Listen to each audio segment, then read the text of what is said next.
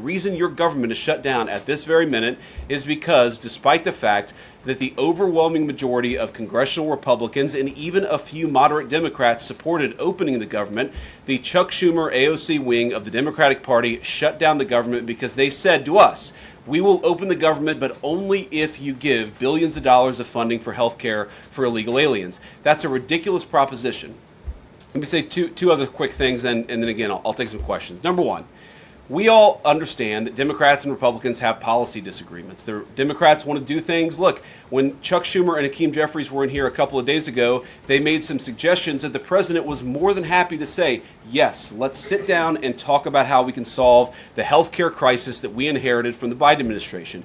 But it's one thing to say that we should solve the health care crisis for Americans. It's another thing to say that we're going to shut down the government unless we give the Democrats every single thing that they want, which, as Karoline says, includes giving billions of dollars of taxpayer funding for health care for illegal migrants. That's ridiculous. You don't have policy disagreements that serve as the basis for a government shutdown. Let's have the conversation about how to fix American health care, about how to make health care more accessible. As the president showed, he's more than willing to act on behalf of the American people for this very reason. What you don't do is say, unless you do exactly what we want to do as congressional Democrats, we're taken hostage. And the hostage, it turns out, is critical, essential services that the American people need. Karoline talked about some of it. Let me talk about some more. Our troops are not getting paid starting today because of the Chuck Schumer wing of the Democratic Party. We have people who require food assistance, low-income Americans who require food assistance, who will not get it unless we reopen the government, thanks to Chuck Schumer and his wing of the Democratic Party. We have flood insurance as we start hurricane season in the southeastern part of our country. That flood insurance is going to disappear because of Chuck Schumer and the far left of the Democratic Party. We need to reopen the government. Let's fix America's problems. Let's work together to solve them. But let's reopen the government before we have our negotiation about health care policy. That's what the American people demand, and that's certainly what the President of the United States wants. Let me make one final point. I think a lot of Americans are asking themselves, why did this happen? Why did the Democrats shut down the government despite, as Karoline said, voting on the exact same piece of legislation 6 months ago? And there are a lot of different spins that we can put on it, a lot of different answers that we could give, all of them true. One answer I already gave is that they want to give health care benefits to illegal aliens. That is true. They gave us legislative text that would have undone us cutting off health care benefits for illegal aliens. That's one of the things that they asked for. But the reality here, and let's be honest about the politics, is that Chuck Schumer is terrified she's going to get a primary challenge from Alexandria Ocasio-Cortez. The reason why the American people's government is shut down is because Chuck Schumer is listening to the far left radicals in his own party because he's terrified of a primary challenge. So I'd invite Chuck Schumer to join the moderate Democrats and 52 Senate Republicans, do the right thing, open up the people's government, and then let's fix health care policy for the American people. Questions?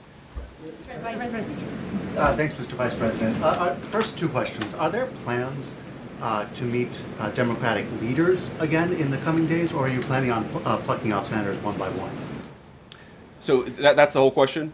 No, I got a second question. Okay, go ahead and ask the second question. So the president's been posting some images of Leader Jeffries and Senator Schumer I saw. recently.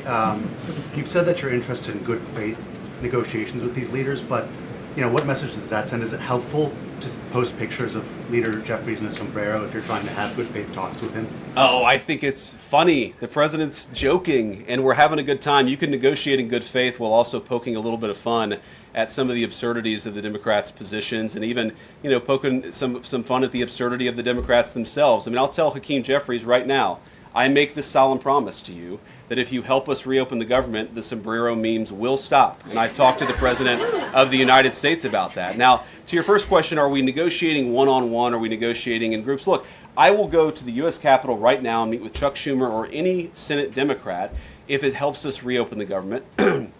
Most of the conversations, in my experience at least, have been one-off. We're also, of course, relying on some of our Senate Republican colleagues who have good relationships across the aisle. We're going to do whatever we have to do is the answer, and I think it's tough to predict what shape this negotiation is going to take over the next few months, but I feel good about the fact that Democrats already realize privately the fundamental irrationality of their position. I hope that they're going to publicly acknowledge it and reopen the government. Guy in the back, yeah. Thank you, Mr. Vice President. You responded to a post on X of Chuck Schumer on the House floor back in 1996, railing against illegal immigrants receiving taxpayer-funded benefits. You said Chuck Schumer once recognized that it was disastrous to give illegal aliens rewards for breaking the law. Now he wants to shut down the government unless we reward illegal aliens for breaking the law. Why has Chuck Schumer changed his stance?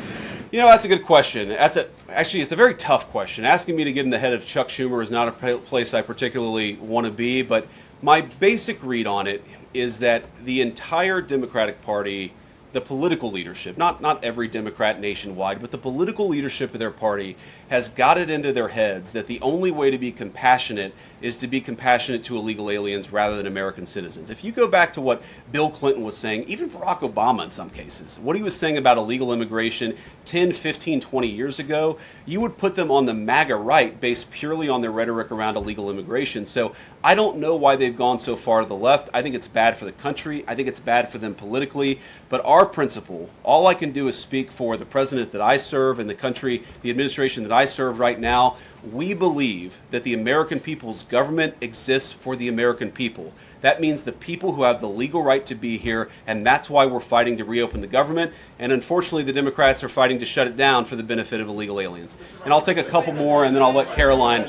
I'll go back to my day job so Karoline can go back to hers. All right. Yes. Thank you, Mr. Vice President. Just going back to the sombrero. You said that the president is joking, but Hakeem Jeffries says that these memes were racist. What's your response to that? And just if I may briefly go off topic, Secretary Hegseth yesterday made an edict about no more beardos in the military. Just wondered what. Sorry, what did he say? No more beardos. Beards. Oh, sorry, it's my accent. Just wondered your response to that. I didn't see that particular comment. I thought Pete gave a hell of a speech, and a speech that really is just oriented around returning the American military to the very high standards that it has had for virtually its entire history until Joe Biden came along and decided to lower standards. I think it was bad for our military, and it was bad for our troops. When I was a young United States Marine, I did not have a beard. I am now the vice president, so I get to do what I want to do. But I think Pete's trying to re-implement high standards, and that's a very good thing. On the sombrero thing, I mean, Hakeem Jeffries said it was racist, and I know that he said that, and I honestly don't even know what that means. Like, is he a Mexican American that is offended by having a sombrero meme? I mean, I saw one of the major TV stations put the meme up and then say, this is AI generated. And he had like the curly animated mustache too. It's like, do you really not realize the American people recognize that he did not actually come to the White House wearing a sombrero and a black curly animation mustache? Like, give the country a little bit of credit. This is Trump AI attack. It's a video. I'm not going to play the whole video because we don't find it meets our standards or is newsworthy. But I want to show, before I show Jeffrey's response, what he put up. It's basically this ridiculous, hateful, kind of bigoted, doctored image. In the video, he has the politicians saying things they don't really say. So we're the news. We're not going to tell you what it is because it's false. We have that standard. But Jeffries felt moved to respond. This is new. Here's what he said to the president. The next time you have something to say about me, don't cop out through a racist and fake AI video. When I'm back in the Oval Office, say it to my face. Say it to my face.